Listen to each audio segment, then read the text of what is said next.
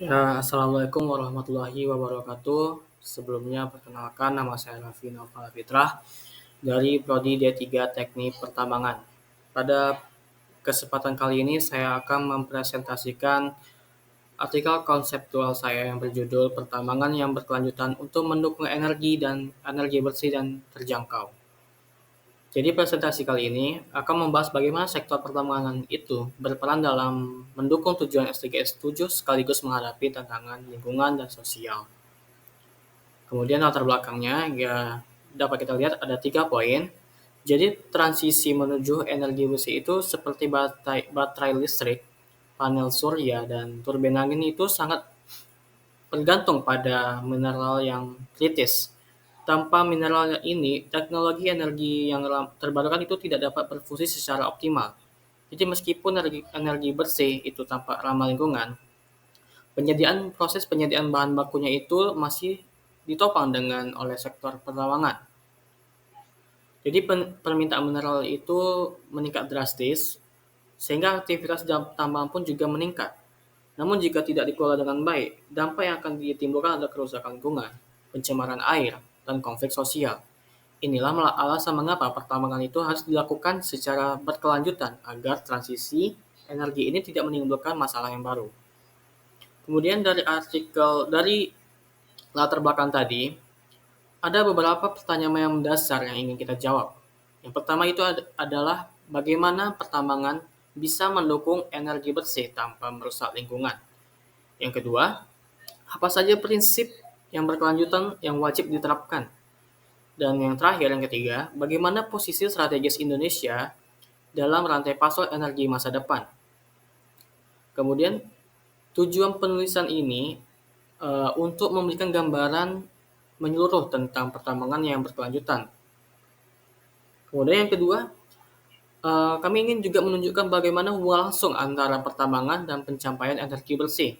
Dan yang terakhir, kami juga ingin menawarkan strategi dan rekomendasi yang relevan, terutama untuk konteks Indonesia. Kemudian, kita masuk ke permintaan mineral dan dampaknya. Maksudnya apa? Yang pertama kita ada poin energi bersih bergantung penuh pada mineral yang kritis. Jadi untuk memahami hubungan antara pertambangan dan energi bersih itu kita perlu melihat satu fakta penting, yaitu semua teknologi untuk energi terbarukan itu membutuhkan mineral dalam jumlah yang besar. Jadi jika tidak dikelola dengan secara berkelanjutan, beban lingkungannya hanya berpindah ke negara produsen. Ya, jadi contohnya itu ada 1 unit baterai kendaraan listrik itu bisa mengandung nikel, litium, tembaga, dan kobalt dalam jumlah yang kilogram. Artinya apa? Ketika dunia berlomba mengurangi emisi karbon, kebutuhan mineral justru meningkat. Jika penambangan dilakukan tanpa prinsip yang berkelanjutan, maka kerusakan lingkungan bisa terjadi di negara penghasil mineral, termasuk Indonesia. Hal ini menciptakan paradoks. Teknologi ramah lingkungan bisa saja dibangun di atas dampak lingkungan yang tidak ramah. Jadi, reklamasi tata kelola pertama itu menjadi keharusan. Karena itulah industri pertambangan harus bertransformasi agar menyediakan mineral kritis tanpa memperbesar kerusakan ekologis. Kemudian ada dampak sosial yang melibatkan masyarakat. Jadi, yang pertama itu pertambangan itu berada di wilayah rentan. Dalam konteks berkelanjutan, masyarakat lokal itu merupakan pihak yang paling merasakan dampak tambang. Karena itu, pertambangan itu tidak bisa hanya memikirkan produksi mineral tetapi juga sisi kemanusiaannya. Kemudian ada keberlanjutan membutuhkan tata kelola yang adil untuk mencegah konflik. Contohnya di banyak wilayah tambang ada masyarakat yang menghadapi risiko kehilangan lahan, terganggu mata pencahariannya, atau konflik sosial. Disinilah prinsip prinsip keadilan sosial itu masyarakat harus dilibatkan sebelum, selama, dan setelah tambang beroperasi. Dan ketiga, masyarakat lokal harus dilibatkan secara bermakna seperti yang saya jelaskan tadi. Jadi jika relasi antara perusahaan tambang dan masyarakat dilakukan dengan baik, maka pertambangan dapat menjadi sumber pembangunan, bukan sumber masalah. Kemudian masuk kita ke pengelolaan limbah. Jadi salah satu tantangan terbesar industri tambang itu adalah limbah. Terutama yaitu pertama adalah tiling dan batuan penutup. Limbah tambang ini bisa mencemari sungai, danau, bahkan air tanah jika tidak dikelola secara benar. Oleh karena itu, pengelolaan teknologi pengelolaan limbah yang lebih aman harus digunakan. Kemudian, perlunya teknologi tiling, kering, pemrosesan ulang limbah, dan migrasi air asam tambang. Jadi saat dikenal metode seperti dry stacking tiling, yaitu pengeringan sebelum ditimbun, agar risiko longsor dan kebocoran berkurang. Ada juga teknologi pemrosesan ulang limbah untuk mengurangi kontaminasi sekaligus mengambil mineral sisa yang masih bermanfaat. Yang terakhir itu pengelolaan limbah adalah inti dari keberlanjutan mineral. Jadi pengelolaan limbah yang baik itu bisa memastikan bahwa energi terbarukan itu tidak menghasilkan atau tidak dihasilkan dengan mengorbankan ekosistem alaminya. Kemudian kita masuk ke emisi dan perubahan iklim. Yang pertama itu ada penurunan emisi adalah tuntutan global. Di sini industri pertambangan itu memiliki peran besar dalam upaya global mengurangi emisi gas rumah kaca. Selain menghasilkan emisi dari alat berat dan proses pengolahan mineral, tambang juga memerlukan energi dalam jumlah yang besar. Yang kemudian ada yang kedua, penambangan mulai memakai energi terbarukan dan alat listrik. Jadi untuk mengurangi emisi, banyak perusahaan-perusahaan pertambangan mulai menggunakan sumber energi terbarukan seperti panel surya dan turbin angin sebagai suplai energi operasional mereka. Alat berat yang bertenaga listrik juga menggantikan mesin-mesin diesel jadi beberapa tambang modern. Dengan dan yang ketiga, industri tambang menjadi bagian dari solusi perubahan iklim. Nah, dengan demikian, pertambangan ini bisa menjadi bagian dari solusi perubahan iklim, bukan hanya dari bagian permasalahannya. Kemudian kita masuk ke ekonomi sirkular dan daur ulang mineral. Yang pertama, daur ulang mineral kritis dapat menekan ekstraksi primer. Maksudnya apa?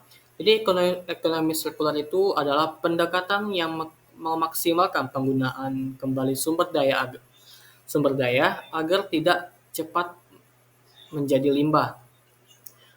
Dalam konteks pertambangan, konsep ini berarti mendaur ulang logam dan mineral dari produk bekas seperti baterai, elektronik, dan kendaraan. Dan itu akan meningkatkan efisiensi pemanfaatan mineral.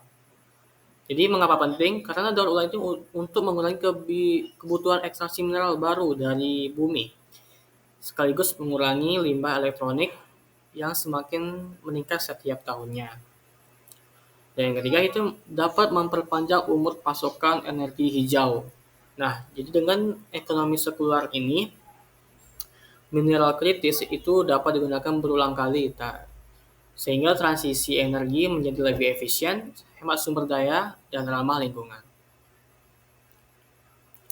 Kemudian kita masuk ke reklamasi dan penilaian dampak lingkungan.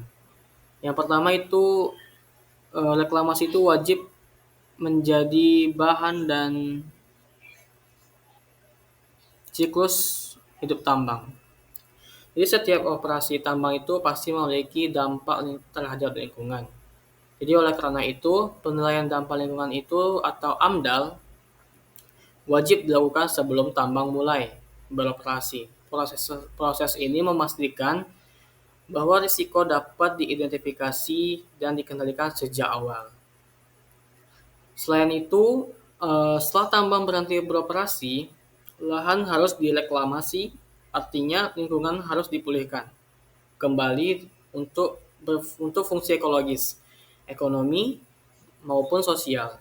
Ini bisa berupa penghijauan, pemulihan tanah, atau mengalihkan bekas tambang area konservasi, wisata, atau perikanan.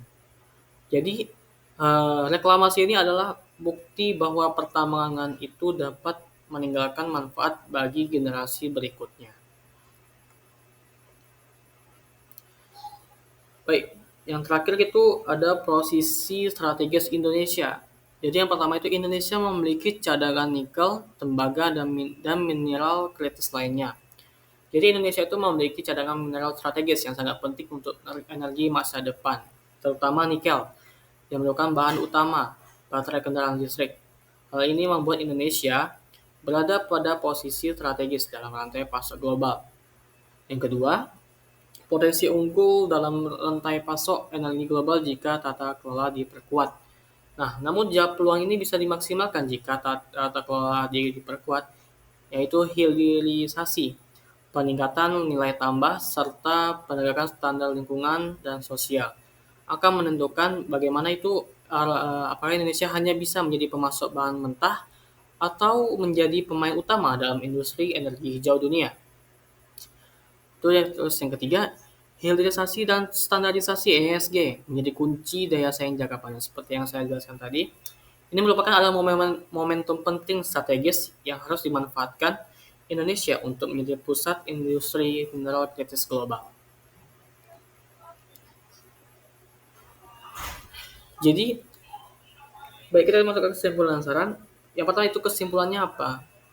Pertama itu kita ada transisi energi bersih sangat bergantung pada mineral kritis ke peran tambang sangat itu vital. Kemudian paradoks lingkungan muncul jika pertambangan tidak berkelanjutan. Dan ketiga, keberlanjutan membutuhkan integrasi aspek lingkungan, sosial, dan tata kelola atau ESG. Pengelolaan limbah dan pengurangan emisi menjadi aspek kunci.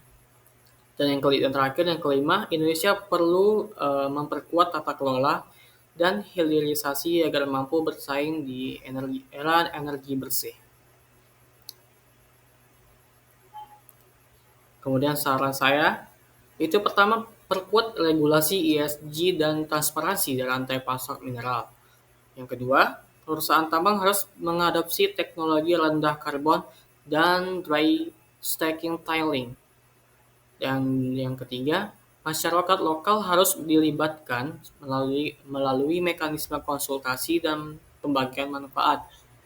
Dan yang keempat, itu tingkatkan hilirisasi dan ekonomi sirkular atau recycle mineral kritis. Dan yang kelima, perlunya adanya kerjasama internasional untuk standar rantai pasok mineral yang berkelanjutan. Baik, sekian dari hasil presentasi saya. Lebih dan kurangnya mohon maaf. Wassalamualaikum warahmatullahi wabarakatuh.